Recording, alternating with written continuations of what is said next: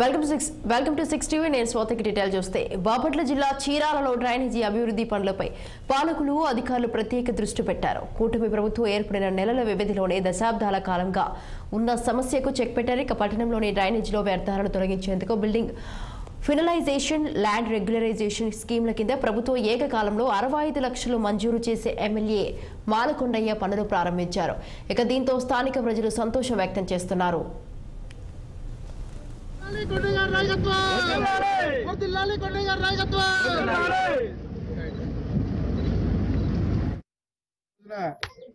ఈ రోజున ఎన్డీఏ ప్రభుత్వం తీసుకున్నటువంటి మొదటి నిర్ణయం మేరకు మున్సిపల్ చైర్మన్ గంజనం శ్రీనివాస్ గారు, అలాగే శాసనసభ సభ్యుడిగా నేను, అలాగే కౌన్సిలర్స్ అందరూ, చైర్మన్లు, అలాగే మున్సిపల్ కమిషనర్ గారు, ముఖ్యంగా ఈ వార్డు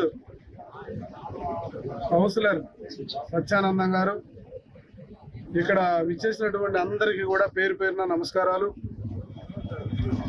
మొదటి స్టెప్ కింద ఈరోజు 65 లక్షల రూపాయలు చీరాల నియోజకవర్గానికి కాలువలు, కొన్ని సిమెంట్ రోడ్లకి ఇలాగా వివిధ వర్కుల కింద శాంక్షన్ చేయడం జరిగింది. దాంట్లో భాగంగా దండుబాటులో ఉన్నటువంటి ఈ యొక్క కాలువని శుభ్రం చేయడం కోసం ఇవాళ జేసీపీని పెట్టి మేము అందరం కూడా ఇక్కడ రావడం జరిగింది. ఈ రోజున